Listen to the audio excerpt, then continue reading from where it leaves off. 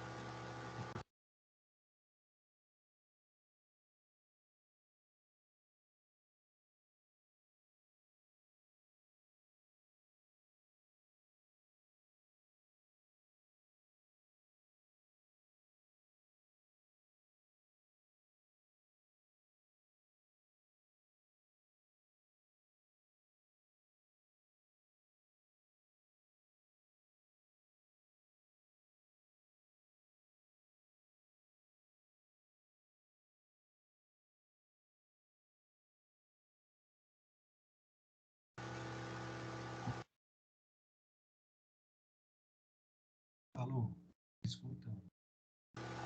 Agora sim. Agora sim? Sim, estava sem áudio. Agora me escuta, tá. Obrigado, então. Senão ia ficar... Qualquer coisa vocês me falam, tá? Escuta. Sim. Obrigado. Eu estava falando para vocês que com a aula de hoje a gente encerra a unidade 2 do nosso livro didático. Estava falando para vocês que o nosso livro didático se divide em 4 unidades.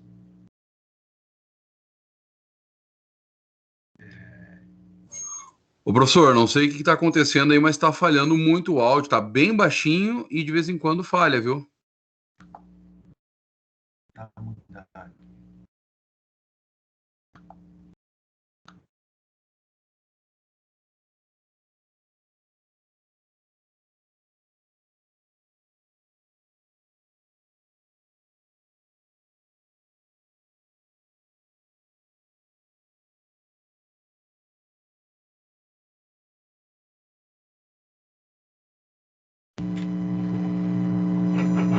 Me escutam? Agora sim. Sim. Anderson. Melhorou, professor, melhorou, tá ótimo. Tá. Bom, vamos repetir. Qualquer coisa me interrompa. Vamos lá. Estava dizendo para vocês que a aula de hoje, ela conclui a unidade 2 do nosso material de estudos, do nosso livro didático. Concluindo a unidade 2, a gente chega na metade do nosso percurso de estudos, na metade da nossa da teoria, né, que a gente tem que saber nessa disciplina. E a partir de hoje, a gente teoricamente estaria pronto para fazer a primeira avaliação, que vai ser semana que vem. Então, estava falando para vocês, antes de dar esse problema, que quarta-feira que vem, então, nós temos a primeira prova, avaliação oficial 1, que vai compreender o estudo que a gente fez até aqui da unidade 1 e da unidade 2 do nosso material didático, tá? Então, essa prova vai ser nos moldes do como ela veio sendo feita nos outros semestres. É aquela prova que vocês realizam no AVA, aquele questionário que vocês realizam no AVA, né? E eu vou postar essa prova, esse questionário, na pré-aula 1. Na pré-aula 1, vocês vão entrar lá quarta-feira e vocês vão encontrar o questionário para realizar a prova. 10 questões, vou fazer todas as questões objetivas para ficar mais fácil para vocês também. Depois a gente segue na unidade 3. Então, hoje, como é que a gente vai fechar essa unidade? Estudando a aula 7 e a aula 8. Semana passada a gente estudou a aula 5 e a aula 6, o capítulo 5 e o capítulo 6, e hoje o capítulo 7 e o capítulo 8.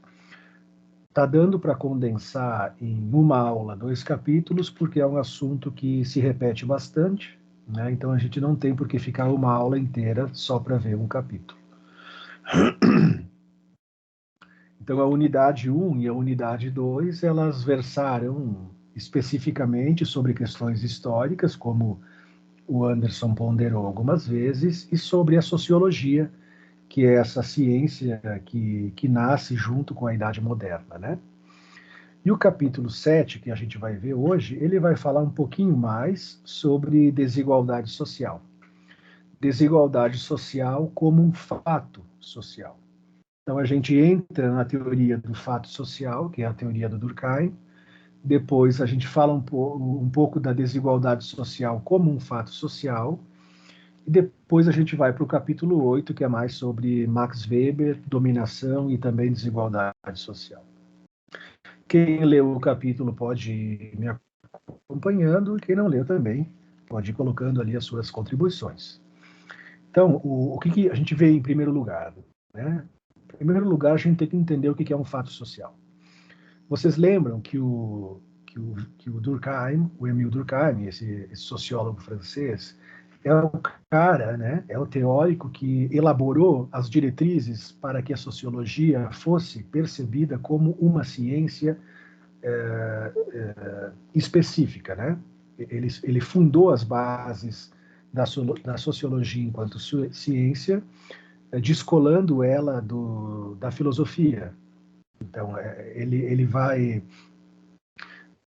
Vocês sabem que para a gente fundar uma ciência, a gente precisa delimitar o método, delimitar o seu objeto, delimitar os seus conceitos centrais, e ele vai dizer para nós assim, né, que o objeto da sociologia, o objeto que interessa o sociólogo ou melhor, são os fatos sociais. Os fatos sociais são o quê?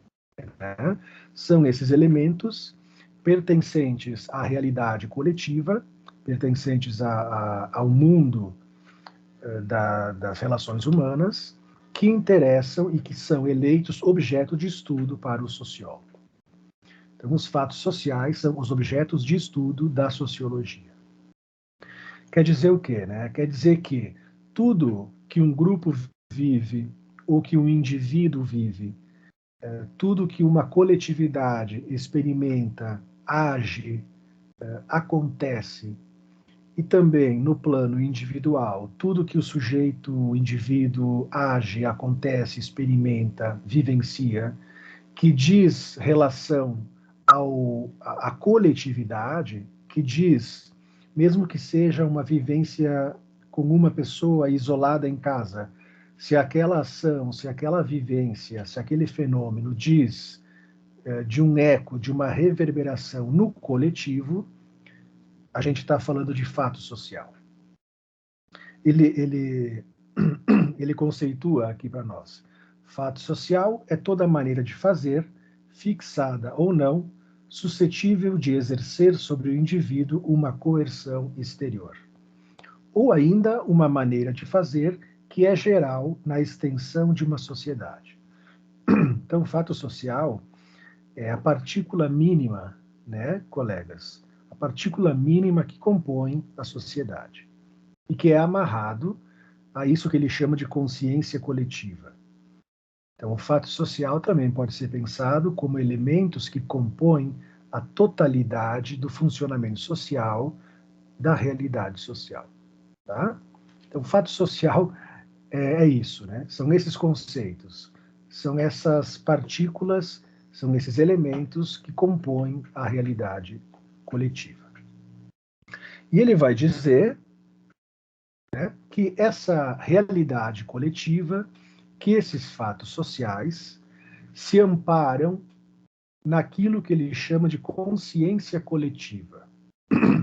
Então, mesmo que a coletividade é feita de indivíduos, cada um com a sua forma de agir, de pensar, existe, né, uma trama, existe uma rede, uma cadeia de situações semelhantes, de formas de pensar, de formas de agir, de forma de se comportar, que é comum, que ele vai chamar de consciência coletiva. Então, existe a consciência coletiva, grupo, e existem os fatos sociais, que são, né, em essência, esses recortes que dizem da manifestação dos fenômenos pertencentes a essa grande consciência coletiva. E ele vai dizer, depois disso, né, que para que se faça ciência adequadamente no campo da sociologia, a gente precisa olhar para essa consciência coletiva, mais especificamente para esses fatos sociais, como coisas no sentido de ele idealizar uma ciência da sociedade que funcione próxima às ciências naturais, às ciências exatas, né? Então, tratar os fatos sociais, os fenômenos sociais, como objetos que a gente possa esquadrinhar, mensurar, prever, comparar. Então, é um ideal de ciência para fazer a sociologia científica. Agora, essa consciência coletiva, ela também pode ser pensada como, para a gente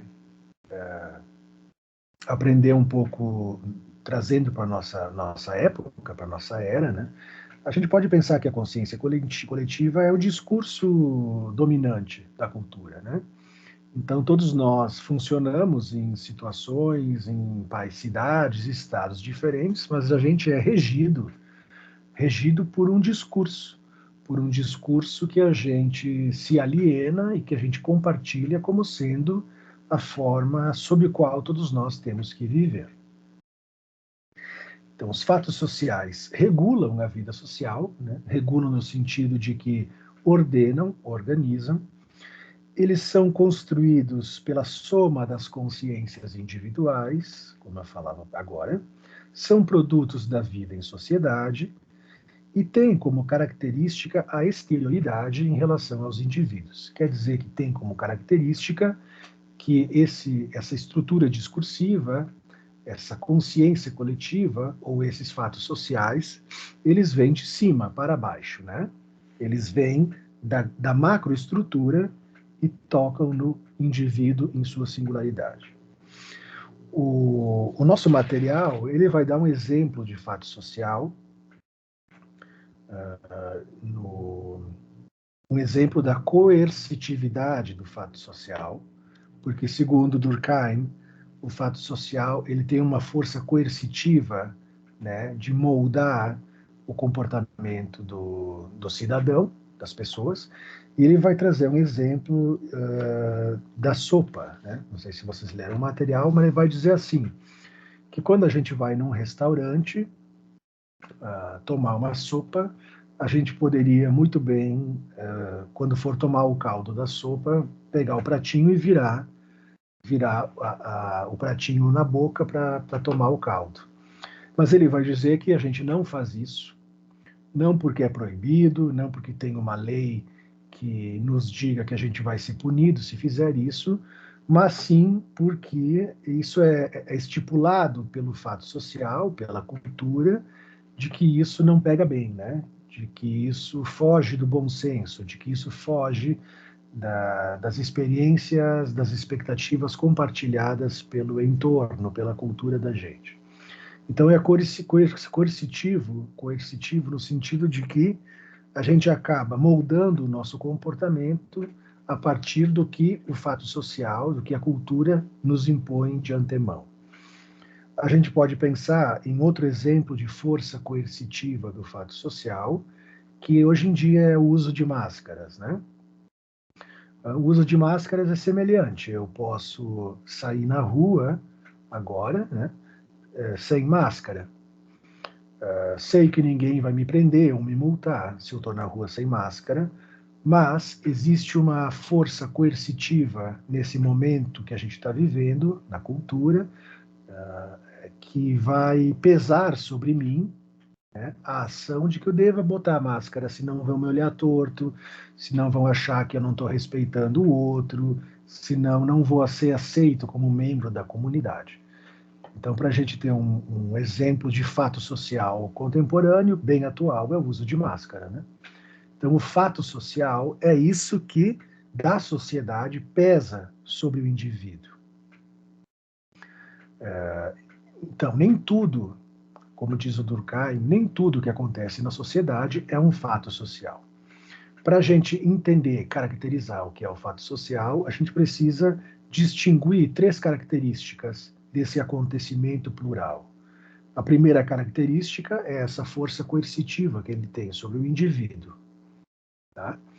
A segunda característica é que o fato social tenha um traço, um caráter de generalização, ou seja, que esse acontecimento ele se desdobra, ele é verificável na extensão de determinado grupo. Ele é igual em todo lugar.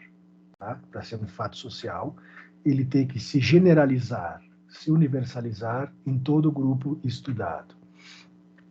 E também, para ser um fato social, ele precisa ser externo ao indivíduo, externo ao sujeito. Externo no sentido, né, de que ele antecede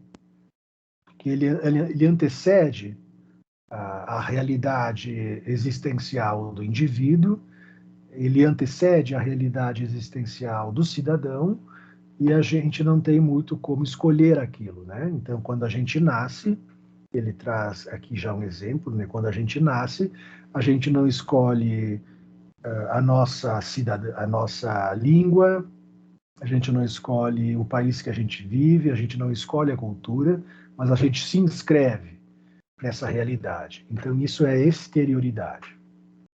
Recapitulando, o fato social, segundo Durkheim, precisa ter força coercitiva, precisa ter esse traço de generalidade e esse traço de exterioridade.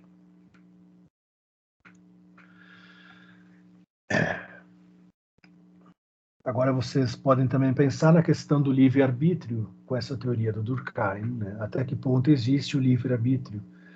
Se muitas coisas que acontecem conosco são coisas que se impõem a nós.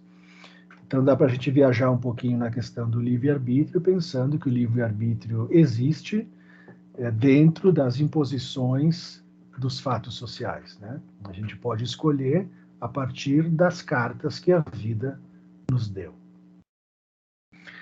Durkheim também vai falar para nós que para uma coletividade, uma sociedade, uma nação, um grupo, ter uma coesão, para ter uma borda, um contorno e ser chamado de sociedade, é preciso que entre os seus indivíduos existam vínculos, existam laços, vínculos afetivos, identificatórios. E ele vai chamar esses laços, esses vínculos, de solidariedade. Então, Durkheim vai falar que sem esses vínculos, sem essa solidariedade, não existe coesão de uma comunidade, de um grupo, identidade, não existe. E vai propor para nós que existem 2 tipos de solidariedade, que é a mecânica e a orgânica. A gente viu isso em outra aula, vamos rever agora, porque a gente está falando dessa questão, né? Então, a solidariedade mecânica, ela se averigua nos grupos, nas formações coletivas mais primitivas, mais tribais, ou também como era o feudalismo, né?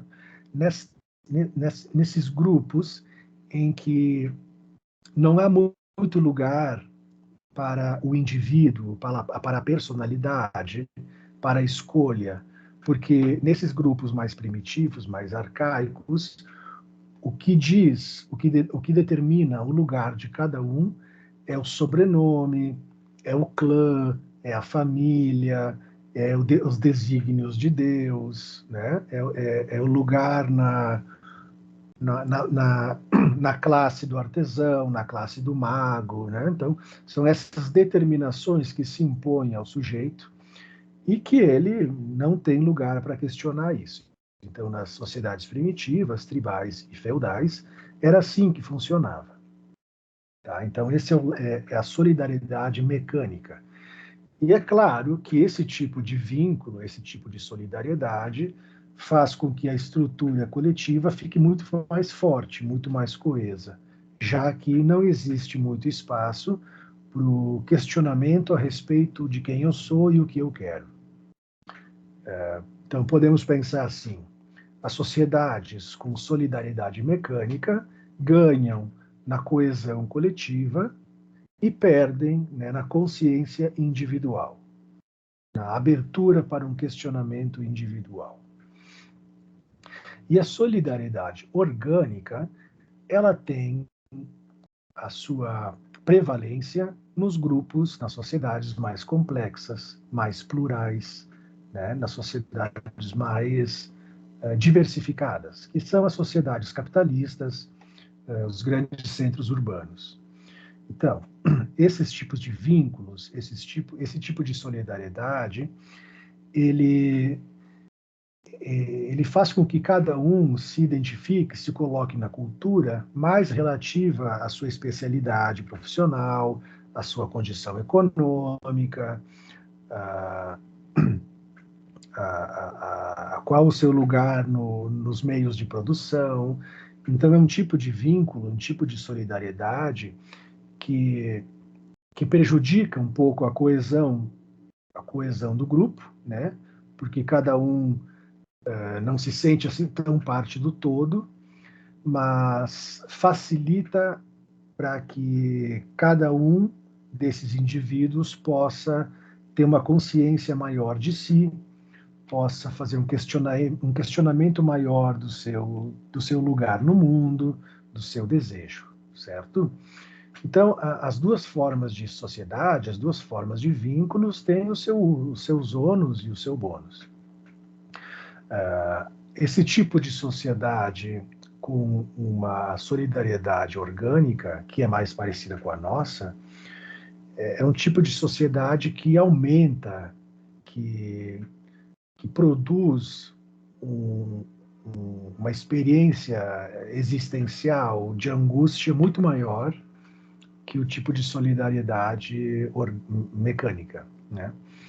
Porque quando a gente tem noção de que a gente não faz parte da engrenagem universal, mas quando a gente tem noção que a gente é um indivíduo e que a gente é responsável pelo que vai acontecer conosco, pelas nossas escolhas, e que ninguém vai nos socorrer, ninguém vai nos dizer quem a gente a gente está muito mais propenso à angústia, mas também à liberdade, né?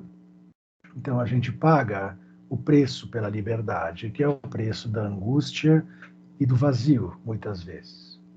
Então é uma reflexão interessante para a gente pensar no sofrimento moderno, né? Que é um sofrimento que vem desse tipo de vínculo do qual a gente precisa se instituir e se constituir mais por si próprio, nesse mundo muitas vezes vazio de significações.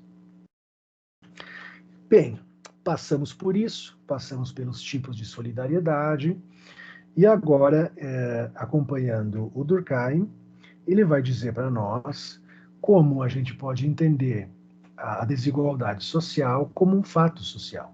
Então, entendemos o que é um fato social, entendemos quais são as formas de vínculo, e agora vamos entender essa questão da desigualdade por esse prisma. É interessante lembrar que a expressão desigualdade social, o que ela descreve, né? Para o Marx, que é um dos caras que cunhou esse termo de classe social, ela descreve essa diferença entre o proletariado e o capitalista, o que tem os meios de produção e o que trabalha com os meios de produção. Mas a gente precisa entender a classe social e as desigualdades sociais além dessa diferença unicamente de riqueza, né? E de relação entre trabalhador e dono da empresa, né? A classe social, ela também pode ter relação com com as diferenças dos níveis de prestígio, de status social e também as diferenças dos níveis de poder político, poder de decisão política. Então é interessante a gente pulverizar um pouco mais esse tipo de noção. E o nosso texto aqui traz uma questão bem interessante que eu acho importante a gente ponderar. Ele vai dizer assim, ainda que seja... ele vai dizer assim, de alguma forma, todas as sociedades comportam algum grau de desigualdade social. E o estudo da história humana revela que a igualdade é uma impossibilidade social. Então é interessante, né, porque a partir desse trecho a gente vai entender que essa ideia de igualdade social, ela precisa ser filtrada, ela precisa ser melhor compreendida, já que não é possível, né, uma sociedade feita de indivíduos todos iguais e na mesma condição, dadas, né, as múltiplas facetas e a complexidade que é a subjetividade humana, né? Então, como é que a gente deve entender essa ideia de igualdade social? Não uma sociedade feita de pessoas iguais, mas sim, né, uma sociedade igualitária, no sentido de que a gente deve pensar que seja o ideal que todas as pessoas tenham assegurados os seus direitos, as suas oportunidades, sem discriminação. Então, é igualdade em que sentido? Igualdade de direitos e de oportunidades. Devemos buscar isso, então, né, como profissionais, como letrados, como intelectuais, como cidadãos. Tá bem, pessoal? Então, na luta contra a desigualdade, almejamos atingir a equidade social que se compõe pelo direito dos indivíduos de serem incluídos nas atividades econômicas e políticas, de contarem com meio de subsistência e por terem assegurado a garantia de acesso ao serviço público. Então, esse é o ideal de sociedade igualitária, né? Todos tendo os mesmos direitos, todos podendo se incluir, de certa forma, nas atividades econômicas e políticas, todos podendo ter acesso à maneira de ganhar a vida e todos podendo ter acesso ao serviço público. É isso, então, que devemos buscar enquanto cidadãos que buscam a transformação da sociedade. Bem, então, o Weber, né? Agora saindo um pouco de Durkheim e indo para o Weber vai, junto com o Marx, então, o Weber junto com o Marx, vão ser um dos grandes teóricos da desigualdade social. O Marx, por sua vez, tem uma visão para entender esse fenômeno, uma visão macro-sociológica, né? Então ele vai olhar para as desigualdades sociais como um fenômeno macro, e o Weber, diferente do Marx, vai olhar para esse fenômeno sempre colocando a lupa sobre o indivíduo, sobre o sujeito. Depois a gente vê isso, tá? Não que o Marx vai olhar para isso sempre como um fenômeno que diz dessa luta de duas classes, né? Ele vai entender que existem outras classes, sim, mas que na sociedade capitalista essa luta de classes são os grandes protagonistas, né, dessa sociedade em conflito. E as outras classes sociais, elas vão meio na onda, né, dessas conflitivas primeiras aí. E o Weber vai falar de classes sociais de outro jeito. Então, o Marx ele vai falar, né, dos opressores e dos oprimidos e também vai falar um pouco sobre a classe média. Então, vocês sabem, já estão acostumados a escutar Marx falando do proletário e do burguês, e ele também fala da classe média. Para a gente entender hoje a classe média, diríamos que a classe média baixa, né, o pequeno artesão, o pequeno produtor, o pequeno industrial, né, ele, da classe média baixa, ele se juntaria ao proletariado. E a classe média alta, seria essa classe que fica intermediária ao proletário e ao burguês, e que, segundo esses estudos, nos diz que a classe média não quer guerra com ninguém, fica na sua, né, tem uma tendência mais conservadora, e que só vai encontrar conflito com a burguesia quando vê a sua existência sofrendo risco de extinção, digamos assim, né? Então a classe média tende ao conservadorismo, mas vai brigar às vezes com a burguesia quando se vê ameaçada. Então temos essas três classes em Marx, tá? Marx também vai falar de uma quarta classe que é interessante também, que é o lumpenproletariado.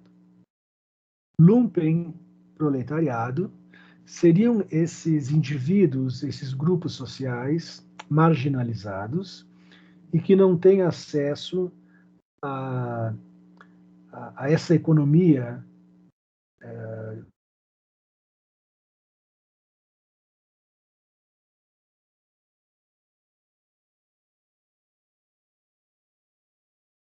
seriam as pessoas. Então, o lumpenproletariado seriam essas pessoas que estão marginalizadas, de não ter trabalho, de não ter salário, de não ter renda nenhuma, seriam os moradores de rua, seriam os mendigos, os andarilhos, né, seriam os desabrigados, essas pessoas que vivem, né, fora desse sistema capitalista do burguês e do trabalhador, né, seria quem está aquém disso. Lumpenproletariado.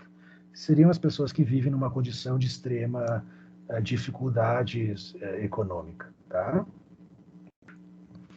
Então, aplicando esse conceito de fato social às desigualdades sociais, a gente vai entender que sim, né, que a desigualdade econômica, a desigualdade social é um fato social porque se enquadra nessas três características necessárias para um fato ser assim qualificado. Primeiro, ela é coercitiva, no sentido de que as desigualdades sociais elas são injungidas, elas são pressionadas, elas fazem injunção para nós, né? Que a gente tem que se adaptar a isso, a gente tem que entrar nesse sistema se a gente quiser sobreviver.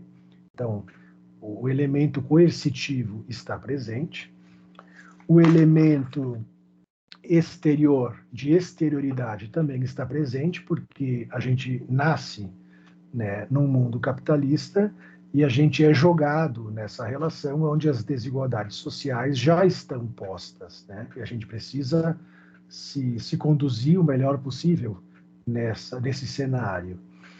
E a característica de generalidades também está presente, porque ela se estende em todo o território, em toda a nação, em todas as sociedades.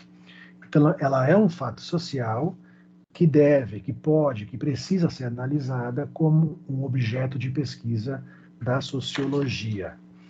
Outros fatos sociais, só para a gente nomear bem esse fenômeno, é a família, é o idioma, é a educação, é o direito, o emprego, o crime, tudo isso que regulamenta, que organiza, que se repete, que se generaliza nos aglomerados humanos. Então, Durkheim, fato social, desigualdade social, Marx, as quatro classes principais. Isso está tudo no capítulo 7, bem fácil de entender, pelo menos acho que não fica com dificuldades para vocês, nem para mim. Sobre o capítulo 7, alguém ficou com dúvidas? Alguém quer fazer algum comentário? Ou vamos já para o 8? O que vocês me dizem aí, meus colegas? Luana, Tatiane, Graça, Patrícia e Anderson. Professor, da maneira que o senhor coloca, fica bem, pelo menos na minha concepção, fica bem mais fácil da gente entender o material. Que bom, obrigado. Assim, as palavras da colega e as minhas, também acredito que é bem assim mesmo. Então, assim me sinto encorajado a continuar. Aula 8, capítulo 8. Capitalismo, desigualdade e dominação em Max Weber. Então, continua na mesma seriação, continua na mesma esteira de pensamento, de lógica. E essa aula ela vai deixar um pouco Durkheim de lado, deixar um pouco Marx de lado e vai se utilizar mais do pensamento do Weber. E vocês lembram que o Weber, diferente do Marx, não olha para a sociedade como um todo, mas olha para a sociedade tentando compreender o indivíduo, o sujeito, o cidadão. E vai teorizar a ação social, né? Então, o Durkheim fala de fato social e o Weber vai falar de ação social. Então, a ação social é essa ação de um sujeito, essa é a ação de um indivíduo que ecoa, que faz ressonância, que representa o que se passa na coletividade. A ação social é essa ação dotada de sentido e que só existe na relação interpessoal.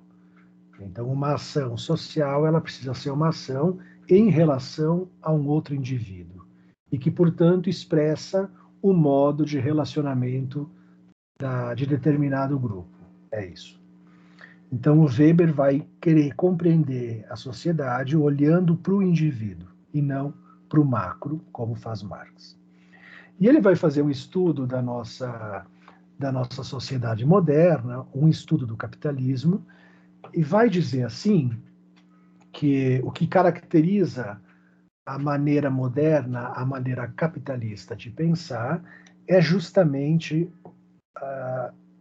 a racionalidade com que a cultura contemporânea, a cultura moderna, não contemporânea, se movimenta. Então, o indivíduo moderno, a sociedade moderna, se movimenta pela razão, pela valorização da técnica, da ciência, da objetividade, das consequências, né? Já as sociedades pré-modernas, vocês lembram lá da Idade Média, do feudalismo, aonde a lógica que impera é da tradição, é da fé, é da religião, é da metafísica, né? Então é isso, essa é a diferença que a gente estudou e que o Weber vai dizer. Hoje, na modernidade, o que impera é o domínio da razão, da lógica, do pensamento científico, das técnicas, dos resultados, do lucro, da eficiência. Acho que a gente vê isso por tudo, né? Entrega, resultado, objetivo, eficiência,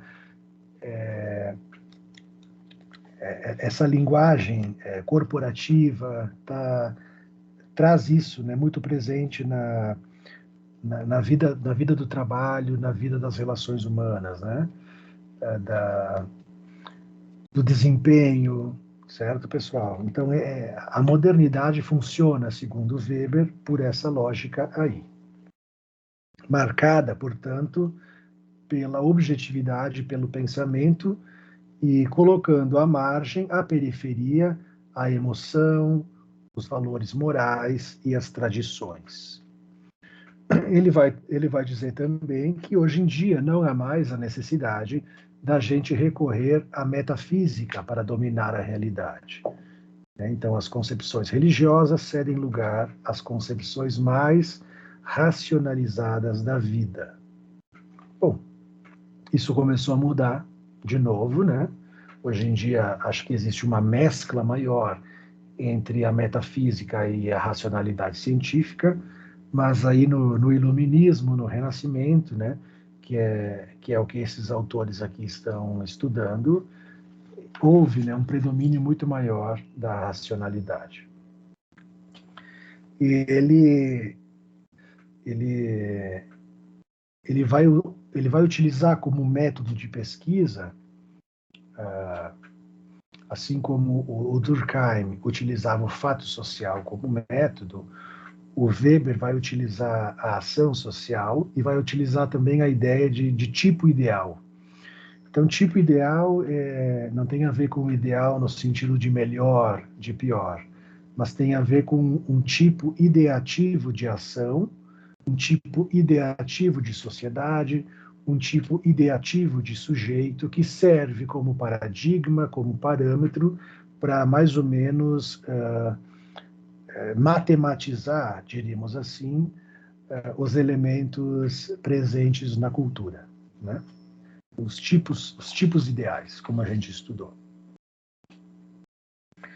E uma das novidades que o Weber vai introduzir para estudar o capitalismo, para estudar a desigualdade social, foi fazer uma pesquisa, né, dos valores das classes sociais dominantes. O que ele vai fazer, né? Ele vai estudar a burguesia, ele vai estudar a classe dos donos dos meios de produção, a classe dos capitalistas, digamos assim, né? Ou, falando de outra forma, ele vai estudar os hábitos, a mente das pessoas ricas, das pessoas, dos empresários, de quem supostamente está por cima, né, na pirâmide social, e ele vai se dar conta que a maioria desse pessoal segue a religião protestante, o protestantismo. E aí ele vai escrever aquele livro, se eu não me engano, é A Ética Protestante e o Espírito Capitalista, é alguma coisa assim, não estou lembrado. A Ética Protestante e o Espírito Capitalista. Acho que é isso. Ele vai dizer o quê, né? Ele vai dizer que a religião protestante, ela contribui muito para que esse grupo, esses indivíduos, essa classe social, chegue e se mantenha a essa posição do capitalista e da burguesia. Não sei se vocês lembram, mas o protestantismo ele é um momento histórico onde houve uma crítica forte à religião cristã, à religião católica, né? Porque começaram a ter aquelas, de repente vocês vão lembrar, a venda, eles vendiam as indulgências, né, os padres, o Papa, né, quando os ricos, né, tinham que pagar seus pecados e não podiam fazer rituais e ações católicas, eles compravam indulgências, pagavam, né, para terem um lugar no paraíso e para salvar os seus pecados. E aí o pessoal da Europa ali, da França, da Inglaterra, começaram a se indignar com esse tipo de lógica, né? E foram questionando esse sistema monetário de aliviar os pesos da alma e vão fundando aos poucos essa religião chamada protestantismo. É a religião fundada pelo Lutero, né? Que o Lutero faz essa crítica forte à Igreja Católica, aos papas, e vai fundar essa religião luterana, né? Que é uma religião que vai propor uma flexibilização maior da leitura da Bíblia, da leitura dos textos sagrados, vai permitir com que cada um possa ter a sua Bíblia, que cada um possa fazer a interpretação da letra desses textos. Então vai permitir uma abertura maior na exegese desse material e, portanto, que cada um possa interpretar a palavra de Deus de uma maneira que lhe seja mais própria, né? Então, o protestantismo vai ser a religião desses capitalistas. E o Weber vai dizer que, por exemplo, né, o que está presente no protestantismo, que está presente no capitalismo? O capitalista, o valor ao trabalho como vocação e dever. Então, o protestante, a ética protestante e a ética do capitalista é a mesma, né? Valorizar o trabalho, valorizar a vocação como um fim em si próprio e não como um meio de se alcançar outras coisas. Certo? Então, vai valorizar o esforço árduo do dia após dia como a forma correta, a forma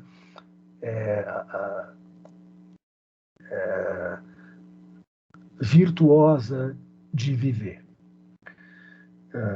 O valor em se renunciar aos prazeres, né, os prazeres da carne, em se renunciar à vida fácil, também tem a ver com a ética protestante e com a ética do capitalista, né? Que a vida bem vivida, que a vida aproveitada, que a vida que tem valor é a vida de trabalho e uma vida de renúncia ao gozo, de renúncia aos prazeres. Outro elemento que se associa à ética protestante, à religião protestante com o capitalista, é guardar dinheiro. Então, é o apreço por fazer economia, é o apreço por ter uma poupança, é o apreço por botar dinheiro embaixo do colchão, não gastar. Né? Então, esse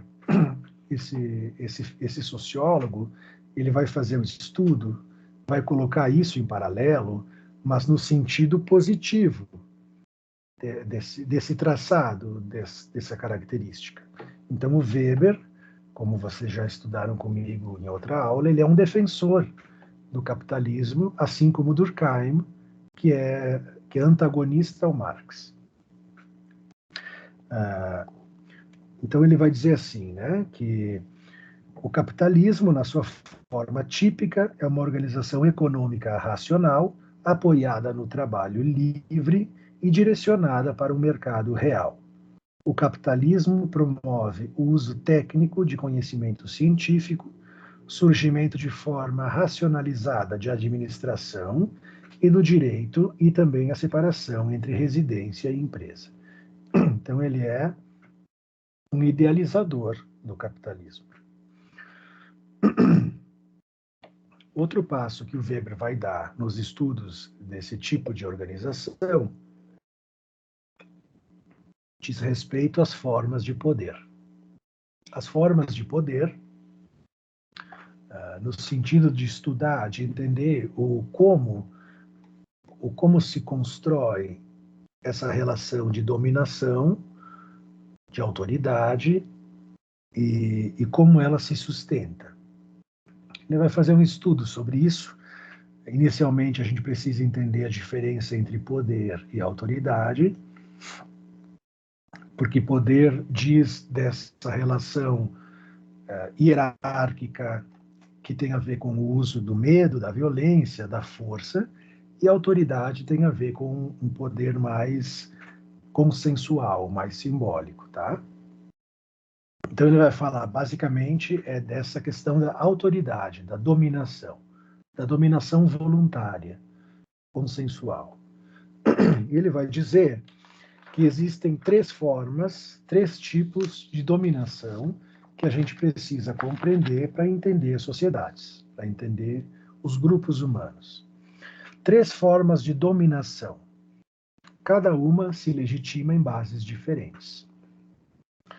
Existe a dominação legal, tradicional e carismática.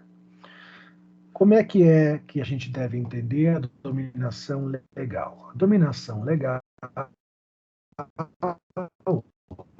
a hierarquia legal tem a ver com o que é regulado por um estatuto, por documentos, pela jurisdição, pela escrita, né? Tem a ver com essa hierarquia, com esse poder, com essa dominação regulada pelo Estado, pela polícia, pela sociedade, pelos documentos, pela burocracia.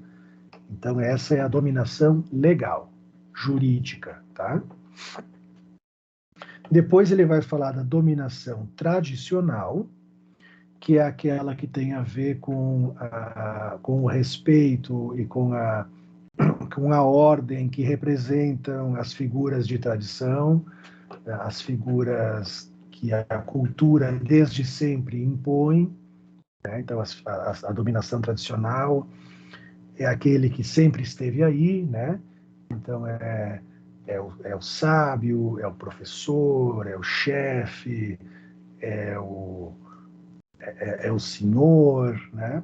São é o padre, essas relações mais ligadas às bases tradicionais de uma cultura, que é mais imaginária também, mais simbólico, imaginária.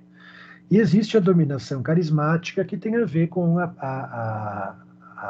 o laço afetivo, a relação afetiva com um líder, com um gestor, com um pai, né? Com uma mãe, com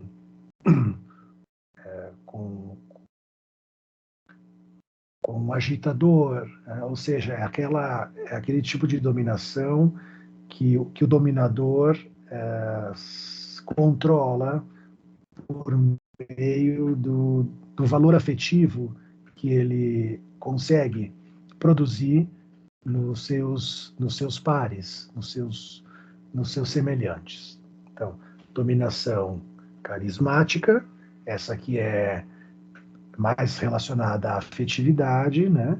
A relação de dominação tradicional tem mais a ver com o que se costuma respeitar naquela cultura, né? As figuras sociais que merecem respeito pelo lugar simbólico que ocupam, e a dominação legal, que tem a ver mais com a burocracia, com os documentos, com as normas, com as leis, com os poderes municipais, estatais e da União.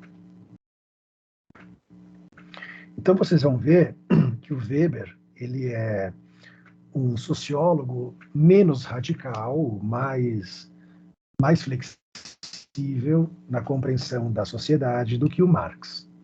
Então, ele vai propor um outro tipo de entendimento de como se distribuem as classes sociais e também como a gente deve entender a desigualdade. Para o Marx, né, Max Weber, as classes sociais são 4. Seriam essas: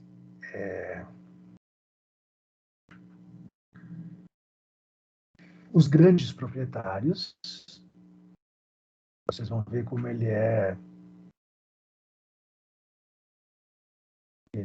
mais versátil, né?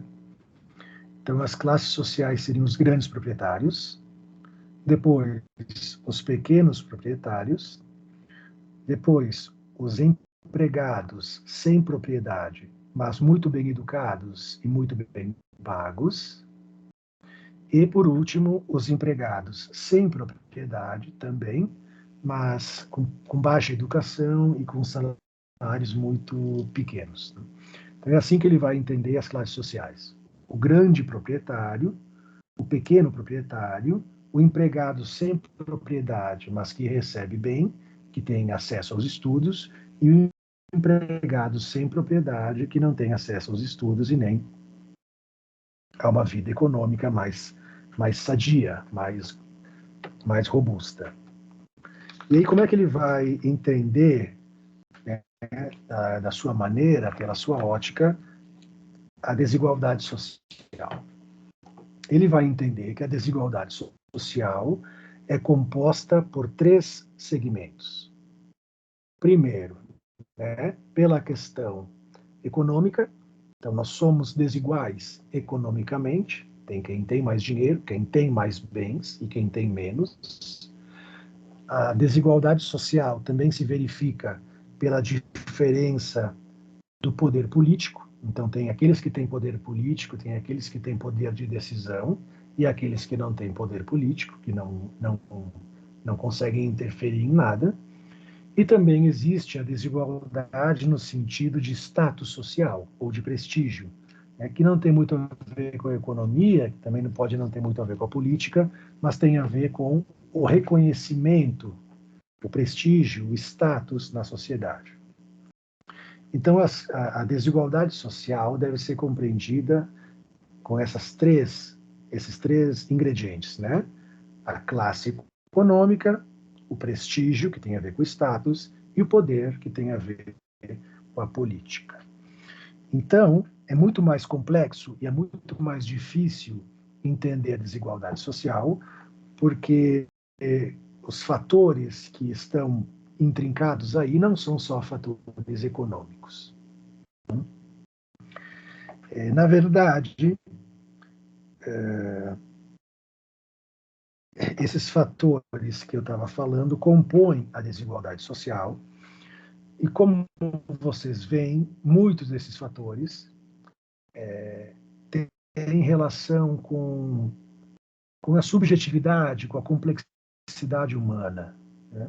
Não é só a determinação econômica política, mas tem a ver com como cada um se movimenta nessa seara complexa que é a existência. Então, Weber, né, vai ser alguém que vai mostrar para nós que é muito difícil equalizar essa questão da desigualdade, porque ela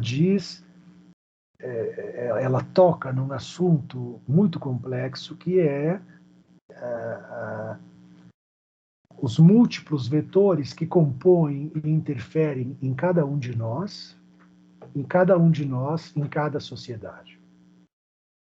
E agora, se vocês me permitem falar também, é muito difícil a gente pensar numa sociedade realmente igualitária, porque o ser humano, na sua condição mais instintual, inconsciente, primitiva, o ser humano deseja, mesmo que não saiba, se sentir melhor que o outro.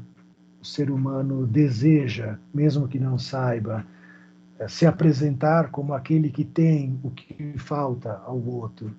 O ser humano tem essa busca, né, por se sentir proprietário daquilo do qual o outro é carente, se sentir melhor que os outros, né? Ter o que o outro não tem, ser o que o outro não é. O ser humano precisa se afirmar narcisicamente na comparação com o seu semelhante, se afirmar narcisicamente no sentido de que precisa ver o outro menor que ele para ele poder se validar. Então, essas questões referentes à subjetividade, elas interferem muito nessa questão das desigualdades sociais.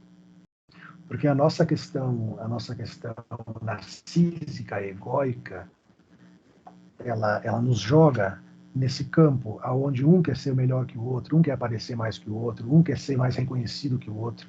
E me parece, às vezes, que isso vai ser difícil de encontrar, vai ser difícil encontrar um cálculo, né, que resolva essa charada. Quer dizer que, olhando para tudo isso, dá a impressão de que a sociedade, o funcionamento da coletividade humana está meio que fadada à conflitiva e a busca por por marcas de diferença e não de igualdade. Até porque, se vocês não sabem, mas passam a saber daqui para frente, que a questão da diferença entre eu e o outro, ou entre nós e os outros, é um constituinte estritamente necessário para a construção de uma identidade, para a construção de um sujeito ou de uma coletividade, né? Que se marca a diferença e não a igualdade. Então, aqui a gente tem capítulo 7, capítulo 8. Conseguimos dar conta desse material denso sobre um assunto que não é um assunto do qual temos muito que saber para a nossa formação. E agora estamos prontos para quarta-feira que vem fazermos a prova. Vou ratificar. Semana que vem, quarta-feira, da 1 da manhã a 11h59 da noite, vocês têm 3 horas para fazer essa prova.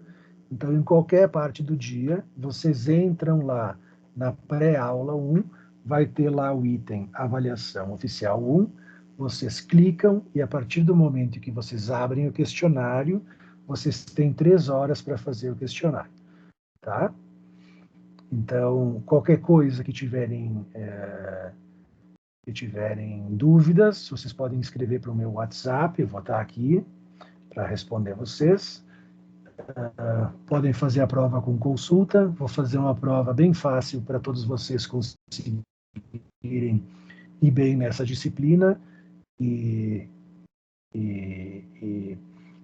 sem incomodar muito vocês com as outras disciplinas que exigem mais de vocês, sem dúvida. Agora,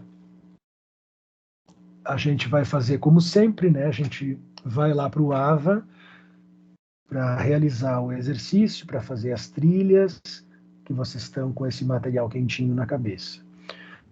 O básico, Ana, Tatiane, Graça, Patrícia, Anderson, Dani, o básico deu para pegar? Sim, deu, professor. Sim, professor. Com certeza. Bem, então tá, Anderson, deu para pegar o básico também, né? Tranquilo, então, professor. Vamos lá para o AVA agora, vamos resolver os questionários e depois vocês vão se preparando para a prova da semana que vem. Então, lembre que para a prova é unidade 1 e unidade 2, tá? Abraço, boa noite e até semana que vem. Boa noite, professor. Boa noite, prof. Tchau, Boa tchau. noite. Boa noite. Tchau.